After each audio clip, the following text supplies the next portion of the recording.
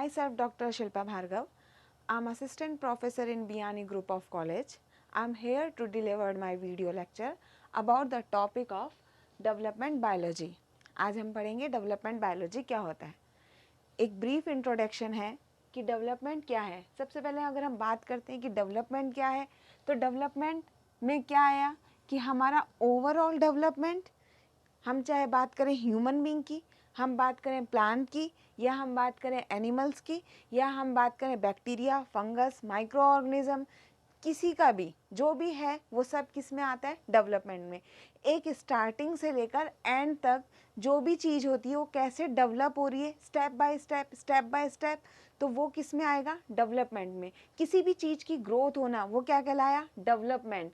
कोई भी चीज़ धीरे धीरे अपने ग्रोथ को लेकर, सेल धीरे धीरे इंक्रीज हो रही है डे बाय डे, तो वो क्या कहलाया, डेवलपमेंट। ठीक है, अब इसमें है बायोलॉजी। तो बायोलॉजी किससे टर्म से हो गई, हमारे ओवरऑल लिविंग ऑर्गेनिज्म से।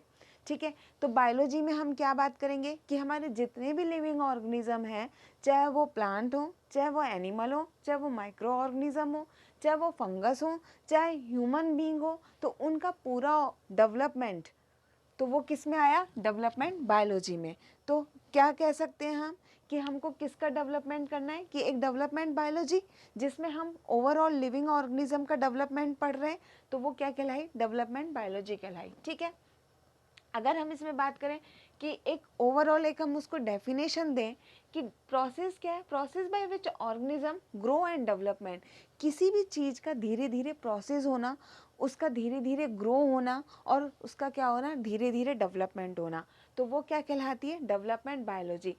कहने का मतलब एक complete formation of body of a living organism, कि एक लिविंग ऑर्गेनिज्म का पूरे बॉडी का डेवलपमेंट होना, पूरा फॉर्मेशन होना, एक स्टेप बाय स्टेप। जैसे मैंने बताया कि कैसे स्टेप बाय स्टेप उसका क्या फॉर्मेशन होगा। सबसे पहले क्या होगा कि उसका जाइगोट बनेगा, फिर फर्टिलाइजेशन हो, पहले फर्टिलाइजेशन हुआ, फिर जाइगोट बना, जाइगोट से फिर उसका और डेवलपमेंट हुआ, फिर और डेवलपमेंट हुआ, तो एक क्या हो गया, लिविंग क्रिएचर तैयार हो गया। तो पूरा बॉडी का फॉर्मेशन किसके, लिविंग ऑर्गेनिज्म का पूरा बॉडी फॉर्मेशन तैयार हो रहा है, तो वो क्या कहलाया, डेवलपमेंट।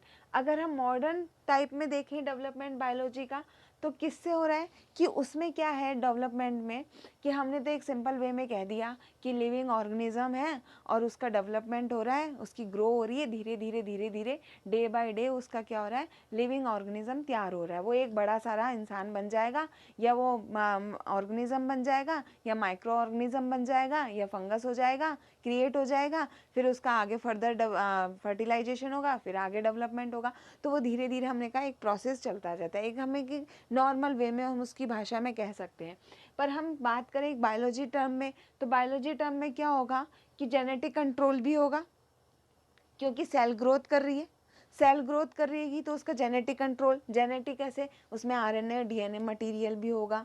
उसका जेनेटिक, अगर एक नॉर्मल ह्यूमन बीइंग की बात करें तो उसका जेनेटिक कहाँ से होगा, जेनेटिक मटेरियल क्या है, डीएनए, फिर क्या है, आरएनए, तो उसमें क्या होगा, ट्रांसलेशन होगा, फिर पोस्ट ट्रांसलेशन होगा। हम एक रेगुलर वे में अगर एक स्टेप बाय स्टेप भी चलें, एक मॉलिकुलर वे में भी चलें, एक जेनेटिक में भी चलें, तो हम कहते हैं कि जेनेटिक से अगर हम बात करते हैं तो क्या है, जितना भी जेनेटिक्स है, मटेरियल है, वो हमारे एक इन्फॉर्मेशन दूसरे इन्फॉर्मेशन में जाती है। मतलब डीएनए क्या करता है, हमारी पूरी इन्फॉर्मेशन को एक से दूसरे में भेजता है, दूसरे से तीसरे में भेजता है, नेक्स्ट टू नेक्स्ट जनरेशन वो हमारा जेनेटिक क्या होता है, मटेरियल चलता जाता है। ठीक है, तो हमारे जीन्स भी क्या होते हैं, डेवलप होते जाते हैं। एक जीन जो हमारे इसमें जीन है, आज हमें जो जीन एक ह्यूमन बीइंग में वो दूसरे में आएंगे, दूसरे से तीसरे में जाएंगे, तो वो क्या है, सेल ग्रोथ कर रहा है, जेनेटिक कंट्रोल भी हो रहा है। मतलब ऐसा नहीं है कि हमने कह दिया कि सेल ग्रो कर रही है, जेनेटिक मटेरियल कहीं भी जा रहा है और डीएनए अलग ही अपना प्रोसीडिंग कर रहा है, नहीं, ऐसा नहीं है। अगर एक सेल तैयार होती है तो साथ साथ उसका कहने का मतलब क्या है कि डीएनए मटेरियल भी साथ साथ उसका ग्रो करता है। उसमें जितने भी डिवीज़न है, चाहे जो भी मियोसिस, माइटोसिस, जो भी सेल डिवीज़न है, वो सब क्या करते हैं, धीरे धीरे डिवाइड करते जाते हैं, धीरे धीरे क्या होते हैं, ग्रोथ होती जाती है। ठीक है, उसका डिफ्रेंशिएशन होता जाता है कि आज फर्स्ट स्टेप में ये डिफ्रेंशिएशन हुआ कि उसमें मियोसिस हुआ, ये सेल ग्रो कर गई, ठीक है। फिर दूसरे में उसका फर्दर क्या होता है, माइटोसिस हुआ, वो सेल ग्रो कर गई। आगे उसका ये होगा, अब क्रोमोसोम्स हैं वो स्पिंडल फॉर्मेशन में आए, स्पिंडल फॉर्मेशन से वो उसमें पोर में गए, पोर से फिर आगे फर्दर हुआ क्रोमेटिन मॉडल बना। क्रोमेटिन मॉडल किस में हुआ, उसमें हिस्टोन प्रोटीन डेवलप हुए, फिर वो आगे एक जेनेटिक मटेरियल तैयार किया।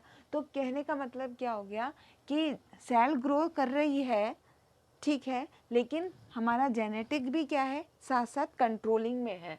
उसमें उसका क्या हो रहा है, डिफ्रेंशिएशन हो रहा है, उसमें मॉर्फोजेनेसिस करेक्टर आ रहे हैं।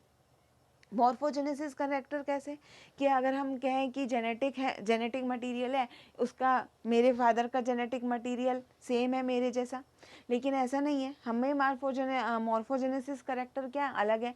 उनके आँख नाक कान आइज़ की हम बात करें, मॉर्फोलॉजिकल करेक्टर क्या होते हैं, जो हमारे बाहर दिखाई देते हैं। जेनेटिक क्या होता है कि जो हमारे अंदर हैं, एक लिविंग में है, अंदर की साइड में, वो हमारे क्या कहलाएंगे, जेनेटिक, ठीक है। मॉर्फोलॉजिकल हो गया और एक डिफ्रेंशिएशन हो गया। तो हमने कहा डिफ्रेंशिएशन में हमने उसको डिफ्रेंशिएट करा, मॉर्फोजेनेसिस में क्या किया, हमने उसके करेक्टरिस्टिक फीचर्स जाने कि वो दिखने में कैसा दिखाई देता है। अगर एक प्लांट की बात करें कि उसकी लीफ कैसी है, ठीक है, उसका स्टेम कैसा है, उसकी रूट कैसी है, उसकी रूट ट्यूबर रूट में आती है कि या उसकी रूट एक अंदर एरियल रूट में आती है, तो उसकी हम बात कर सकते हैं। स्टेम कैसा है कि उसका स्टेम थोड़ा सा थिक है कि थिक है, थिन है, कैसा स्टेम है, ठीक है। अगर हम लीफ की बात करें कि लीफ जो है सिंपल लीफ में या कंपाउंड लीफ में किस तरीके से उसकी लीफ है, तो हम वो बात कर सकते हैं। तो मॉर्फोलॉजिकल करेक्टर में क्या हो गया, उसका बाहर का जितना भी करेक्टरिस्टिक फीचर है।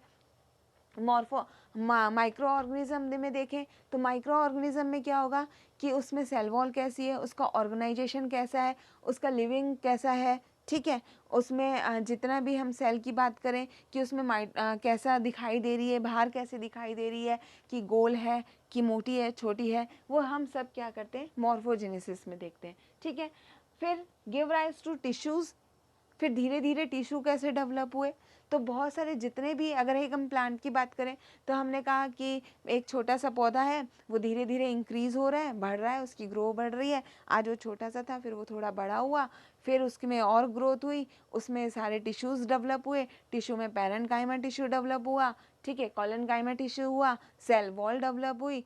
जितने भी हमने कहा कि सारी चीज़ें धीरे धीरे धीरे धीरे, एपिडर्मिस एंडोडर्मिस सारी धीरे धीरे क्या हो गई, डेवलप होती गई, एक पिथ बनती गई, लास्ट में एक रूट बना, रूट से फिर वो स्टेम पूरा और धीरे डेवलप हुआ, फिर प्लांट क्या हो गया और डेवलप हुआ, फिर क्या हो गया, धीरे धीरे धीरे धीरे उसकी क्या होती है, ग्रोथ होती जा रही है, ठीक है।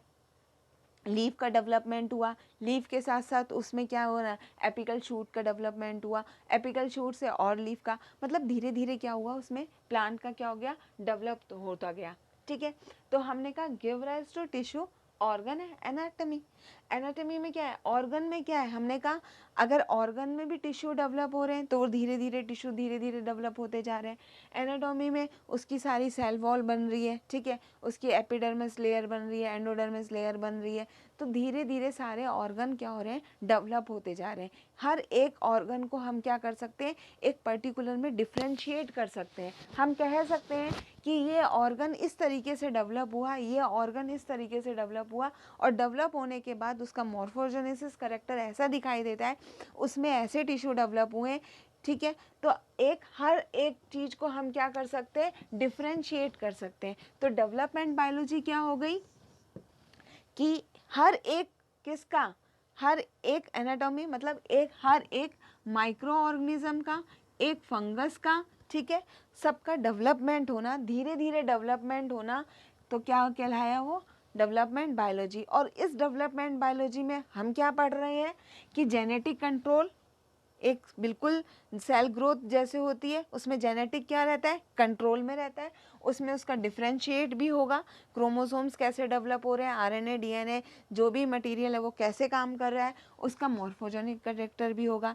तो सबसे पहले सारी चीज़ें हो जाती हैं, उसके बाद क्या होता है धीरे धीरे उसके मॉर्फोजेनेसिस कैरेक्टर हमको देखने को मिलते हैं कि वो कैसा दिखाई देता है। ठीक है, फिर उसमें और डेवलपमेंट हुआ तो उसमें क्या हुए, टिश्यू भी डेवलप हुए, और डेवलपमेंट हुआ तो उसमें ऑर्गन डेवलप हुए, और डेवलपमेंट हुआ तो उसकी क्या हो गई, एक एनाटॉमी सी बन गई है, उसमें पूरा करेक्टरिस्टिक फीचर उसका पूरा डेवलपमेंट हो गया।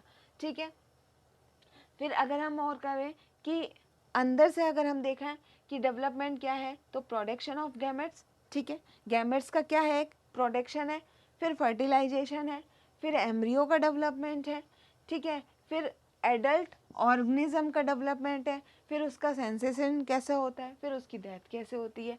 तो एक क्या है, ये तो हमने कहा कि ओवरऑल डेवलपमेंट है। अब इस डेवलपमेंट बायोलॉजी में भी अंदर क्या क्या चीज़ें हैं जो हमको पढ़नी है, तो उसमें सबसे क्या हो गया कि गैमेट्स का फॉर्मेशन कैसे हो रहा है, उसका प्रोडक्शन कैसे हो रहा है। ठीक है, गैमेट्स बन कैसे रहे हैं। ठीक है, फिर फर्टिलाइजेशन कैसे हो रहा है उसका, फिर आगे एम्ब्रियो का डेवलपमेंट कैसे है कि कौन से मोनोकॉट एम्ब्रियो का डेवलपमेंट होगा, कि डाइकोट का एम्ब्रियो का डेवलपमेंट होगा, कि ह्यूमन बीइंग के एम्ब्रियो का कैसे डेवलपमेंट होगा, एक माइक्रो ऑर्गेनिज्म के एम्ब्रियो का कैसे डेवलपमेंट होगा, कि उसमें वेजिटेटिव रिप्रोडक्शन होगा, कि बाइनरी फिजन रिप्रोडक्शन होगा।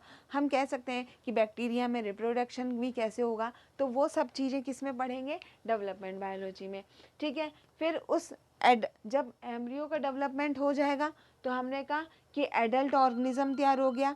अब इस एडल्ट ऑर्गेनिज्म में क्या है, उसकी इमरजेंसी कैसी हुई, वो कैसे तैयार हुआ, और कैसे उसकी ग्रोथ होती गई। ठीक है, फिर उसमें सेंसेशन, हर एक पॉइंट में क्या होता है, सेंसेशन होता है।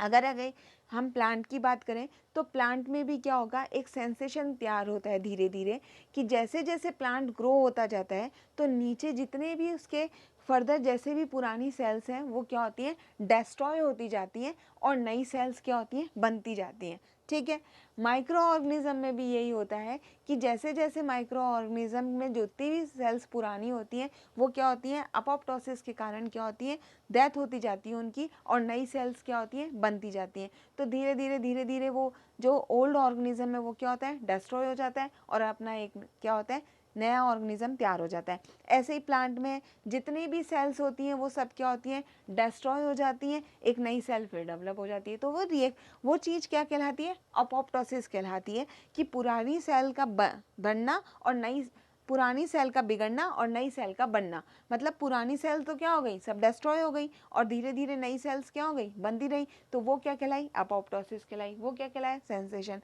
ऐसे ह्यूमन बीइंग में भी होता है, जैसे जैसे डेवलपमेंट बढ़ता जाता है ह्यूमन बीइंग में, आज हम थोड़े छोटे थे, फिर बड़े हुए, फिर बड़े हुए, फिर बड़े हुए, तो उनका क्या हो गया, डेवलपमेंट हुआ। तो जितने भी हमारी पुरानी सेल्स हैं वो क्या होती हैं, डिस्ट्रॉय होती जाती हैं, और नई सेल्स क्या होती हैं, बनती जाती हैं। जितनी नई सेल्स बनती जाएंगी उतना ही उनका डेवलपमेंट क्या होगा, बढ़ता जाएगा, उसकी ग्रो होती जाएगी, वो एक नए क्रिएचर में आने लग जाएगा। ठीक है, फिर लास्ट में क्या होती है, डेथ।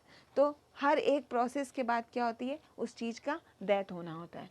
ठीक है, अगर हम एक इसमें बात करें कि प्लांट और एनिमल फंगल डेवलपमेंट, सबका हम डेवलपमेंट पढ़ेंगे इसमें, प्लांट का भी पढ़ेंगे, एनिमल का भी पढ़ेंगे, फंगस का भी पढ़ेंगे, बैक्टीरिया का भी पढ़ेंगे, सबका हम क्या पढ़ेंगे, डेवलपमेंट पढ़ते जाएंगे। ठीक है, अब इस डेवलपमेंट में क्या है, हम इसका किस किस का पढ़ेंगे, इसमें जीनोमिक्स भी देखेंगे। जीनोमिक्स में क्या आ जाता है, जेनेटिक आ जाता है, जेनेटिक मटेरियल आ जाता है, क्रोमोसोम्स का कैसे डेवलप हुआ, कैसे मियोसिस माइटोसिस हुआ, प्रोटीन का कैसे फॉर्मेशन हुआ, उसमें कार्बोहाइड्रेट क्या है, प्रोटीन का क्या है, लिपिड्स क्या है। ठीक है, उसमें सेल वॉल क्या है, उसमें जेनेटिक मटीरियल कैसे हुआ। ठीक है, ये सब हम लिंकेज कैसे हुआ, क्रॉसिंग ओवर कैसे हुआ, जैसे क्रॉसिंग ओवर हुआ तो जेनेटिक मटेरियल कैसे गया, कितने परसेंट गुण इसमें आए, कितने परसेंट गुण इसमें आए। हम क्या कहते हैं, क्रॉसिंग ओवर जैसे जेनेटिक मटेरियल होता है तो हम क्या कहते हैं कि धीरे धीरे जैसे जैसे ग्रोथ होती जाती है तो क्रॉसिंग ओवर भी होता है, लिंकेज भी होता है। तो हम ये सब चीज़ें किस में पढ़ेंगे, डेवलपमेंट बायोलॉजी में पढ़ेंगे, ये जीनोमिक्स में पढ़ते हैं हम।